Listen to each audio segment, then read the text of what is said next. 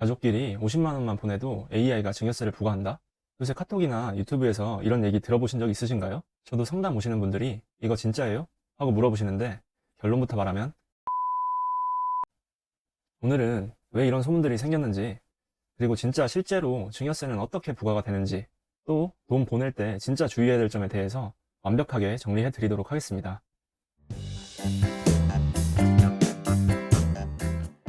오늘의 세무뉴스 이수백 세무사입니다. 얼마 전부터 온라인 커뮤니티, 심지어 뉴스 기사 제목에서도 AI가 자동으로 계좌를 분석해 가족끼리 송금한 돈에 증여세를 부과한다, 이런 얘기가 퍼졌습니다. 예를 들어 요새 이런 쇼츠들 많죠. 8월부터 계좌이체를 AI가 감시한다. 속보 8월부터 국세청 AI 추적 시작. 국세청 AI가 돈 흐름을 추적한다. AI 적발 시스템 세금 폭탄. 이렇게 보이네요. 그런데 국세청 관계자에 따르면 이런 소액 거래를 위한 AI 시스템을 가동할 계획은 전혀 없다고 합니다. 이렇게 매일경제 기사에서도 거짓 뉴스라고 밝히고 있는데요. 정리하자면 가족끼리 50만 원 송금해도 증여세 나온다는 것은 사실이 아니고요. AI가 자동으로 증여세 고지서를 보내는 시스템, 이것도 사실 무근이라고 합니다. 국세청에서는 AI 시스템을 이용해서 거래를 모니터링 할 수는 있지만 증여세 부과 여부는 세무조사, 신고 여부 검토를 통해서 사람이 결정한다고 말한 바 있습니다. 즉, 단순 송금 이퀄 증여세라는 공식은 없다는 것입니다. 그럼 진짜 증여세는 언제 내야 될까요? 일단 표에서 보시는 바와 같이 부모가 자녀에게 증여를 하는 경우에는 10년 동안 5천만 원까지 비과세가 됩니다. 미성년자인 경우는 2천만 원까지이고요.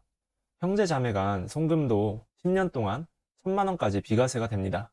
즉, 부모가 자녀에게 50만 원을 보내는 건 공제 한도 아니라는 것이죠. 자녀가 부모한테 송금하는 것도 마찬가지입니다. 그러면 AI 증여세라는 말이 왜 나온 걸까요?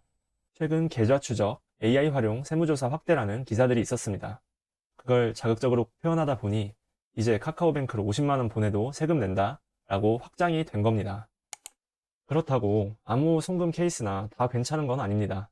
실무적으로 세무서가 이상 거래라고 판단하는 케이스들이 있어요. 이는 표에서 보시다시피 고액 현금 거래 보고제도에 의해서 보고되는 것인데요. 현금 거래를 하루 동안 1천만 원 이상 입금하거나 1천만 원을 나눠서 입금하는 경우에도 보고가 된다고 합니다.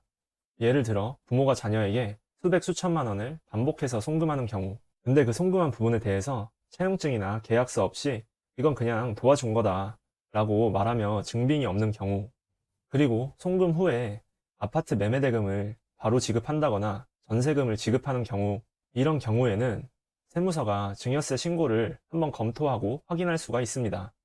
결론적으로 핵심 포인트는 소액, 50만 원에서 100만 원 정도 되는 금액 정도라면은 세무서는 이것에 대해서 확인을 하진 않아요. 하지만 고액 송금이 부모 자녀 간에 있었다거나 아는 지인들끼리 고액 송금을 한 경우에는 반드시 그 증빙, 차용증이나 증여 계약서와 같이 서류로 꼭 남겨두어야 합니다. 그럼 이런 소문들은 대체 어디서 나온 걸까요?